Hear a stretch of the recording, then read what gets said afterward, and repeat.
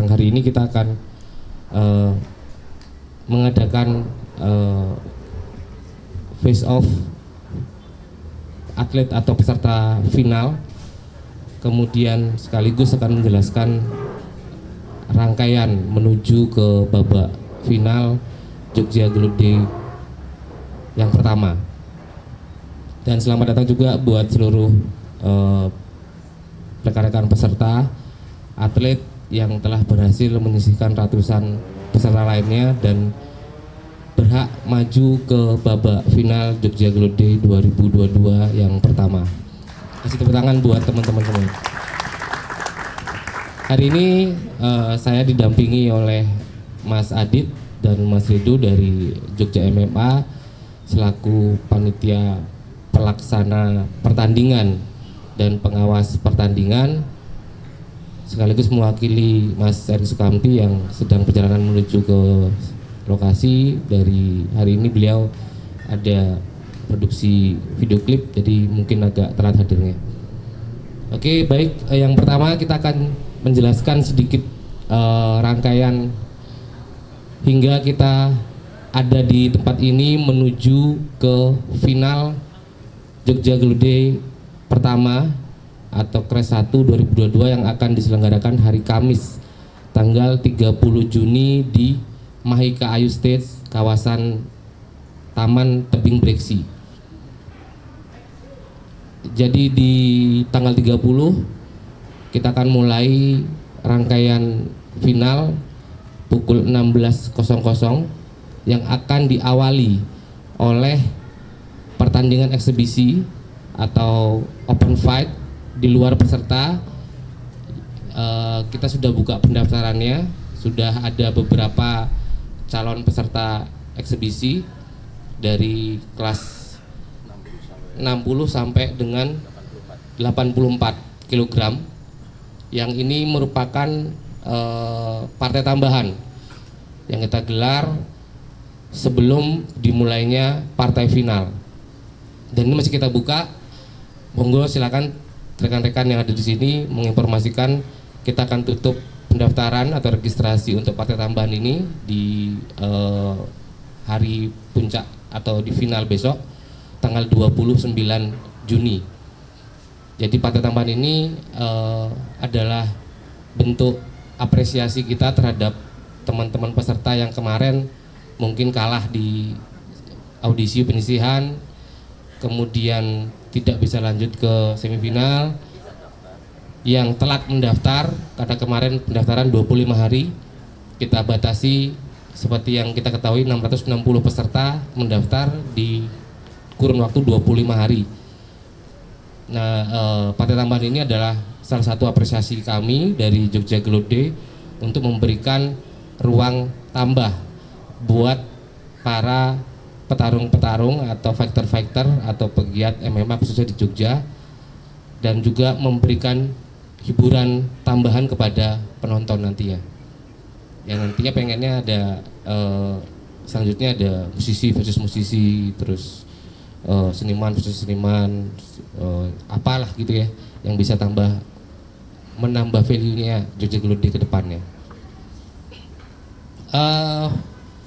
Tambahan lagi di informasi di semifinal kemarin kita telah melakukan kurasi atau menyeleksi dari 100 peserta menjadi 32 peserta dari 16 kelas yang akan diperlombakan atau dipertandingkan, memperebutkan juara satu di kelasnya masing-masing. Pertandingan akan digelar tanggal 30 Juni, sekali lagi Kamis 30 Juni di Mahika Ayu State, Taman Wisata Tebing Breksi. Untuk pertandingan final akan dimulai pukul 18.30 sampai dengan 21.00. Mempertandingkan 16 kelas.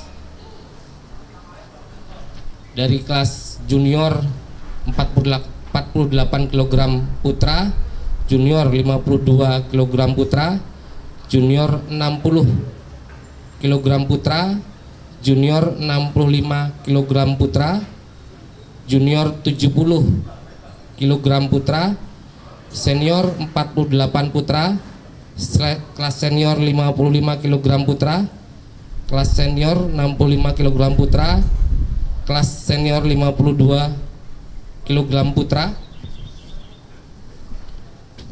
kelas senior 60 kg putra, kelas senior 70 kg putra, kemudian kelas senior 77 kg putra, kelas senior 84 kg putra, kelas senior 93 kg putra, dan kelas senior 120 kg putra. Kemudian kelas putri akan dipertandingkan kategori kelas 60 kg dengan 2 peserta atau 2 finalis putri yang hari ini juga hadir di tempat ini. Kita kasih tepuk tangan yang buat yang putri-putri, Mbak Dian dan Mbak Amelia. Dan partai tambahan tentunya ya tadi sudah saya sampaikan, partai tambahan akan digelar sore hari sambil nonton sunset, karena lokasi yang kita pilih adalah lokasi outdoor.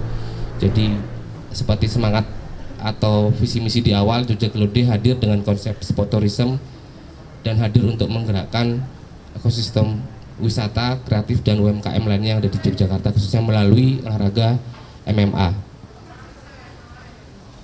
Untuk detail pertandingan dan bagaimana mekanisme yang akan kita jalankan besok akan dijelaskan oleh Mas Adit dari perwakilan Jogja MMA. Regulasi final bagaimana, berapa ronde yang akan dipertandingkan, apakah masih sama dengan semifinal kemarin yang berlangsung di Kaliurang, durasi dan do and done apa aja yang akan diberlakukan di babak final. Silakan Mas Adit. Terima kasih. Assalamualaikum warahmatullahi wabarakatuh. Saya Aditya Kristiawan dari Jogja MMA. Kita berikan brainstorming atau penjelasan mungkin untuk kita semua mengenai semifinal final besok di Breksi. Terima kasih sudah lolos dari audisi penyisian. Dari 660 peserta yang mendaftar, 515 yang sesuai untuk bisa bertanding, kemudian dari 515 disaring lagi di semifinal 100 orang, bersihnya adalah 92 orang, kemudian sampai ke final besok 32 orang untuk 16 kelas berat badan. Nah dari situ akan semakin naik untuk waktu bertandingnya. Kalau aturan pada prinsipnya tetap sama, kita mengacu pada peraturan pertandingan mixed martial art amatir.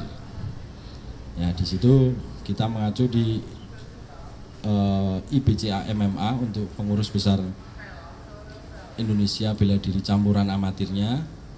Kemudian untuk internasionalnya kita mengikuti dari IMAF, International MMA Federation.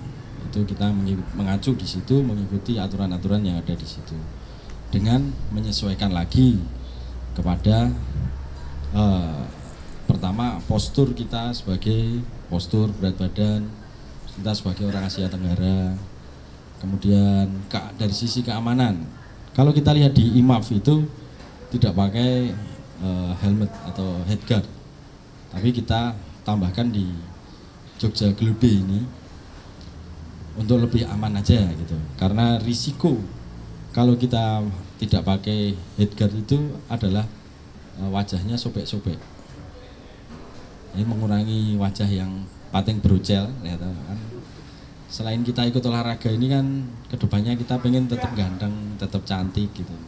Nah, makanya kita pakai headguard supaya tidak sobek.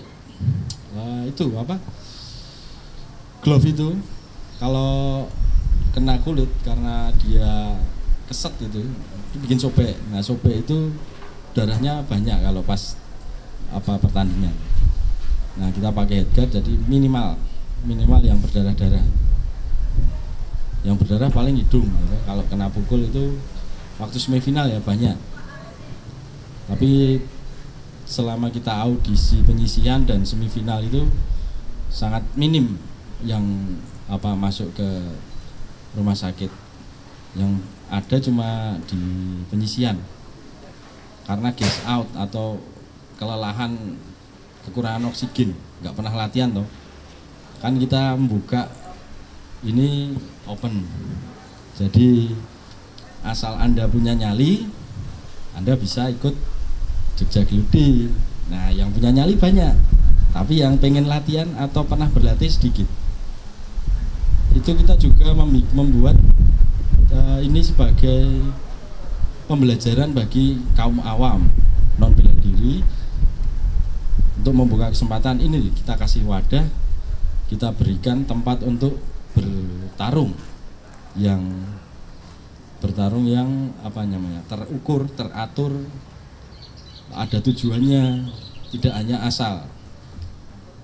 Tetapi bagi yang nggak berlatih, bagi yang cuma punya nyali saja, waktu mencoba, ya itu tadi, kalau nggak pernah latihan, habis nafasnya.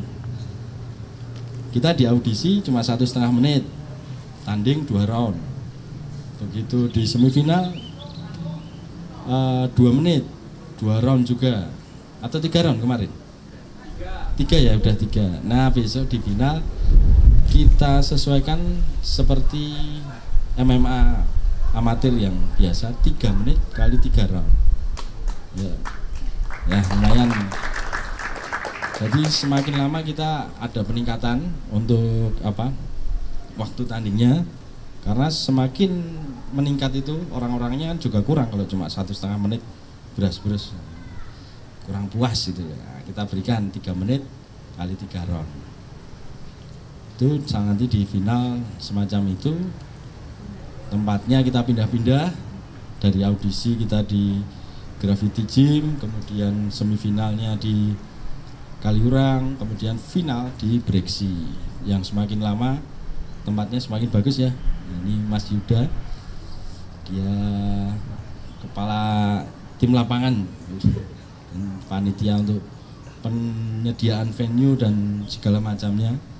Yang pusing-pusing untuk super izinan dan segala macam ini Mas Yuda. Dan sebelah saya ini Mas Redo. Nah, Mas Redo ini marshal pertandingan.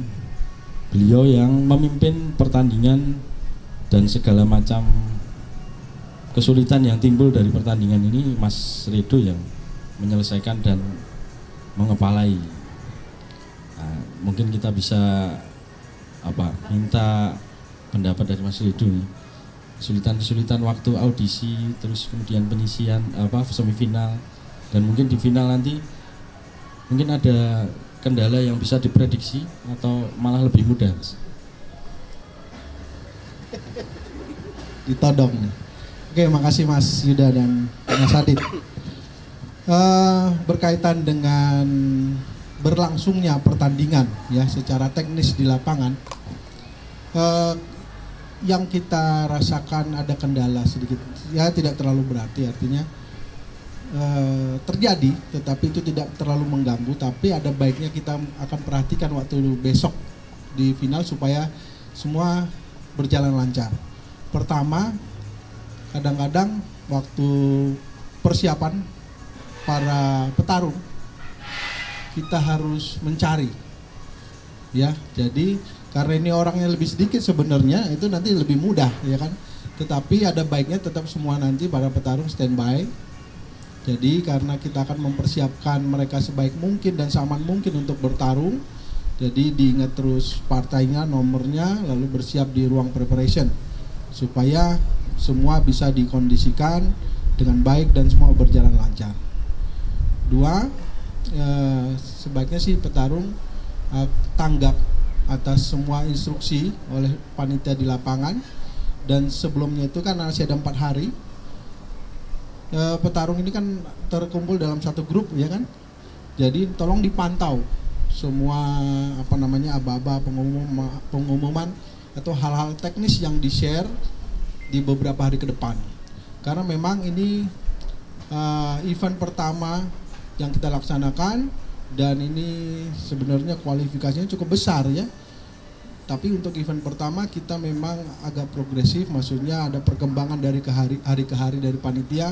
Banyak hal yang kita pikirkan, belajar dari penyisihan, lalu kemarin semifinal dan besok finalnya, gimana supaya finalnya itu memang benar-benar gayeng, menjadi hiburan yang berkualitas juga ya.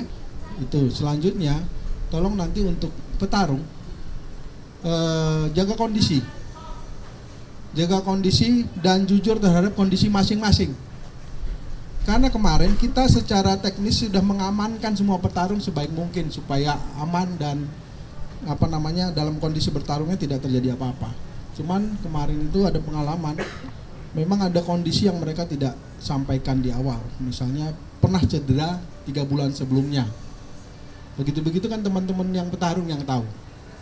Jadi misalnya kemarin kalau bisa saya sampaikan temannya, misalnya ada yang geser gitu dislokasi. Itu bukan karena bertarungnya, karena memang kondisinya tidak fit pada saat kemarin. Tetapi ini saya sampaikan sekedar sharing aja. Tapi untuk ke depan saya yakin yang 32 orang ini sudah tersaring dari berbagai kondisi dan sudah memiliki pengalaman dan jam terbang, saya kira lebih aman. Tetapi secara manusiawi memang akan menjalani aktivitas beberapa hari ke depan yang tidak di bawah kontrol panitia kan. Jadi harapan kita dipersiapkan diri masing-masing supaya harapannya 3 round itu adalah pertarungan yang seru. Karena nanti ada penontonnya gitu ya, bisa memberikan hiburan dan edukasi tentang pertarungan bebas untuk di Jogja. Kira-kira gitu sih dari kami. Tapi overall kami menjanjikan bahwa kami akan mengamankan semua petarung se-proper mungkin lah, supaya semua berjalan lancar, tidak terjadi apa-apa yang berarti untuk petarung. Tetapi ya kecil-kecil pasti terjadi ya. Lindungi hidungnya, karena hidung satu-satunya yang tidak dilindungi oleh guard. Kadang-kadang memang ada pelipisnya kena gitu, tapi sisanya kita sudah amankan. Untuk teknis-teknis jurus-jurus apa sih istilahnya, kadang-kadang masih sama ya, masih sama dengan yang kemarin. Kayaknya sih akan dalam pertarungan akan lebih keras dari diantara petarung ya. Tolong saling menjaga lah ya, supaya ini menjadi pertandingan yang aman dan menjadi referensi yang baik untuk Jogja Glut berikutnya. Dan Jogja Glut berikutnya sesuai petunjuk Ketua Umum Pak Erik, kita akan buat lebih besar berdasarkan pengalaman yang dari pertama ini. Kita akan jadikan pelajaran dan membuat Jogja Glut kedua yang lebih besar lagi. Itu Mas Yuda, Pak. Oke, terima kasih Mas Adit dan Mas Ridho. Sebagai informasi juga buat rekan-rekan media dan teman-teman peserta, final besok tanggal 30 Juni kita akan gelar offline dengan target penonton 500 penonton, yang hari ini sudah dibuka tiket pre-sale dengan tiket 200.000 dapat 3 tiket buy 2 get 3. Kemudian di on the spot kita akan jual tiketnya seharga 100.000. Tiket ini adalah bentuk dukungan dari masyarakat atau apresiasi masyarakat terhadap gelaran Jogja Glut Day pertama yang kami gelar secara mandiri dan dukungan dari rekan-rekan sponsorship. Jadi kalau untuk final besok kita akan selain pertandingan final juga akan ada live performance dari teman-teman atau ekosistem musik. Pertama adalah ekosistem musik lokal yang ada di Tebing Breksi atau Desa Sambirejo. Kemudian ada 1 gestar yang nanti kita akan infokan berikutnya. Hari ini masih kami bernegosiasi tentang waktunya si gestar kita ini akan bisa apa tidak, karena yang 2 bisa, yang 1 belum confirm gitu. Segera tapi akan ada live perform. Kemudian juga akan ada potensi UMKM dan brand lokal yang besok kami hadirkan sebagai bentuk kolaborasi kami Jogja Glut Day untuk menggerakkan semua sektor ekonomi khususnya UMKM dan pegiat wisata. Dan di Brexit juga besok juga, dan sudah dijual ya hari ini ya. Ini sudah dijual paket-paket wisata include tiket final Tebing Jogja Glut Day. Jadi ada Jeep Adventure, kemudian ada camper van camping, kemudian ada family camping, dan potensi homestay yang ada di kawasan Sambirjo atau Tebing Breksi. Nah, ini sudah mulai dipublish dan dijual jadi tiket bundling begitu. Artinya kita juga ingin memberikan dampak yang sama ya terhadap teman-teman ekosistem wisata di sekitar atau di lokasi yang kita gunakan. Seperti kemarin SMP final juga. Dan kemudian pertanyaan kedua, kalau pertanyaan ketiga tadi yang akan apa? Mas Erik akan lawan siapa? Kemarin mau dilawan, cuman yang dilawan maunya bayar, jadi nggak mau tarung.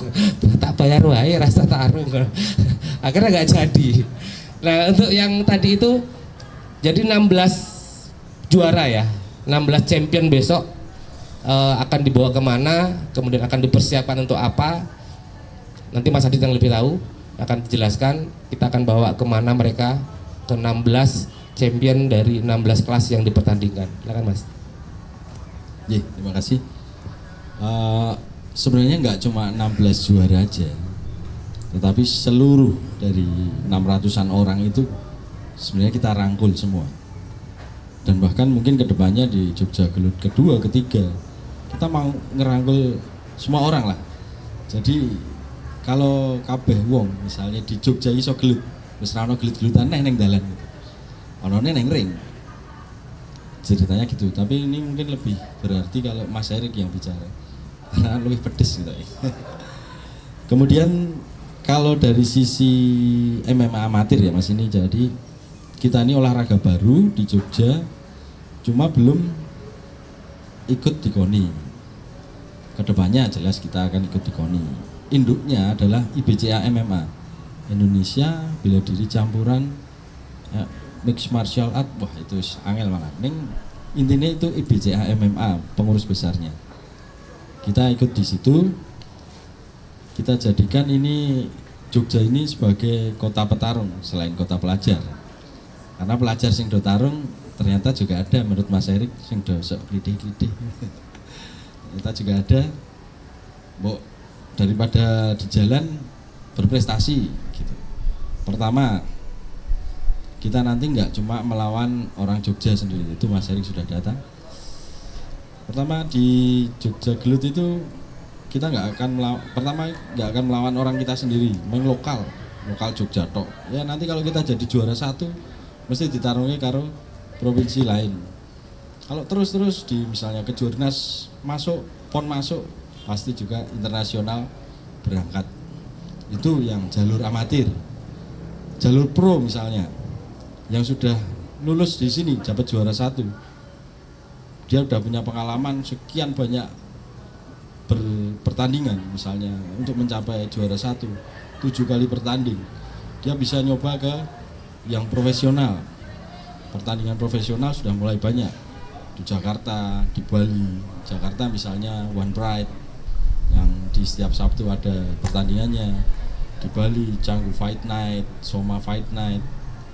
Itu kami persilahkan karena pembuktiannya sudah ada, track recordnya. Oh, udah pernah ikut Jogja Gelut, oh sudah juara, oh pernah juara lagi di cabur lain misalnya kickboxing, muay thai, udah layak untuk mengikuti pertandingan profesional dengan track record pertandingan semacam itu.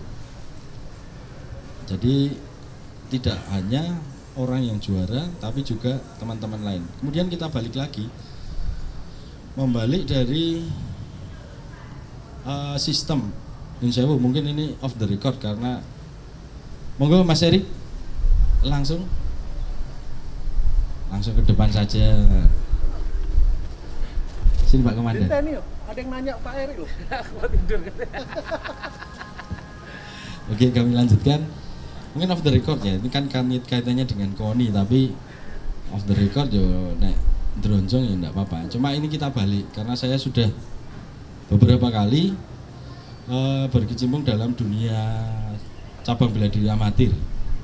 Nah, ini yang paling baru karena banyak bela diri amatir yang lain, misalnya yang baru masuk ya, Kuras, Sambo, Jiu-Jitsu, MMA, ini bela diri amatir semua, belum masuk KONI. Dan dari perjuangan masuk KONI itu, KONI kelihatannya membutuhkan suatu pembuktian. Nah kita pembuktiannya cuma dari event. Ya kita buat eventnya dulu, kita buktikan, besok kita sowan KONI. Halo Pak KONI, ini loh kita udah buat dari audisi sampai final. Ini mau diikutkan KONI enggak? Kalau enggak ya enggak apa-apa sih. Kalau iya ya kami senang, intinya gitu. Tetapi kalau enggak pun kita nanti akan punya jalan sendiri. Karena Mas Erik mempunyai prinsip bahwa kita tuh harus mandiri. Jogja Gelude itu merdeka. Prinsipnya merdeka tanpa intervensi dari orang-orang di luar Jogja Gelude. Kita punya kearifan lokal sendiri. Kita pinginnya nanti Jogja Gelude ini nguri-uri kabudayaan. Nguri-uri kabudayaan dari mana? Ya kita dulu kan dari Kerajaan Mataram mesti punya prajuritnya, mesti punya tempat berlatih prajuritnya, punya sistem seleksinya. Nah itu yang kita gali lagi. Mungkin kedepannya akan semakin tajam penggalian dari sisi kebudayaan. Karena kemarin dukungan dari Kesatuan Rakyat Mataram, ya, Mas Seno itu, dia mendukung karena ini sakjane ini loh Mas, seharusnya ini begini Jogja itu bisa digali. Misalnya kesatuan Patang Puluhan itu gimana, kesatuan elitnya yang pakai lombok abang. Tapi itu tereduksi karena kita Jogja direduksi oleh penjajah untuk hanya memiliki pasukan kebudayaan atau pasukan pengawal saja. Pasukan tempurnya dihilangkan. Itu hilang selama ratusan bahkan puluhan tahun, mungkin puluhan bahkan ratusan tahun. Kita kehilangan arahnya atau petunjuknya. Itu kita coba gali lagi melalui Jogja Gelude. Kira-kira nanti di situ dari sisi kebudayaan kita bisa dapat, dari sisi prestasi olahraga, misalnya dari lokal KONI bisa punya akses, sampai PON yang profesional juga ada. Jadi banyak jalannya, banyak nanti kita arahkan ke arah mana. Nah, kemudian dari sisi pembinaan kita balik. Kalau KONI dulu prinsipnya masih modelnya begini. Olahraga dia bentuk olahraga baru, bentuk pengurus-pengurus di daerah, membina baru event. Itu saya ajukan ke Mas Erik, katanya terus diubah. Ini kuno kesuwen. Saiki event sih. Event baru kita buat pengurusan. Karena pembuat pengurus olahraga jauh sangat lebih mudah daripada membuat event. Dengan event ada berarti olahraga itu hidup. Tanpa event ya pengurus ada, pengurus yang jadi ngurusi dirinya sendiri. Orang ngurusi atlet ini malah ngurusi pengurus. Rata-rata gitu, tapi saya tidak dikira ngece. Jadi kita membuat event nanti akan tumbuh gym-gym. Misalnya adik-adik yang di sini sudah juara 1 sana kemari, pasti mereka akan berkumpul untuk membuat suatu tempat latihan bersama. Kita saling komunikasi, pembinaannya itu. Wah aku punya event ini loh, semangatlah kalian latihan. Nanti siapa yang bagus di situ kirim ke tempat saya untuk ikut event ini. Gitu Mas. Ya, dan tambahan lagi pertanyaan tadi adalah, jadi dari penyisihan kita siapkan tim scouting. Tim scouting lalu tim ini bertugas untuk mendata dan melakukan pengamatan terhadap peserta berbakat. Selain 16 champion atau 16 juara nanti, tim scouting ini juga sudah mengantongi beberapa nama yang akan masuk ke program pembinaan dari Jogja MMA. Tentunya tadi disampaikan tadi juga langkah ke depannya tentunya selain akan disiapkan di kejuaraan-kejuaraan amatir nasional, juga akan dipersiapkan untuk kejuaraan-kejuaraan pro nasional dan internasional. Harapan kedepannya seperti itu. Tim scouting hari ini sudah mengantongi beberapa nama di luar dari 16 finalis juara besok ini ya, gitu. Ya, terima kasih. Tadi ada pertanyaan Mas. Ya. Mas Erik, mau open fight sama siapa? Nah, ini deh. Golek musuh. Ya mohon maaf agak telat, hari ini bikin 2 video klip sekaligus. Saya dari malam nggak tidur, pagi-pagi berharap bisa syuting pagi, ternyata kabut, baru bisa syuting itu kelakon jam 11. Jam 11 saya berhasil menyelesaikan 2 klip jam 2 saya langsung cabut ke sini. Dan ini baru pertama kalinya gara-gara Jogja Glode saya jadi mikirin safety. Biasanya tak pancal, ini ngantuk sedikit mendingan melipir sedikit turu saya oleh dalan. Jadi maaf agak sedikit terlambat. Pertanyaannya apa? Mas Erik mau open fight sama siapa untuk menyelesaikan masalah-masalah ya? Ada ya pertanyaan dari teman-teman media gitu.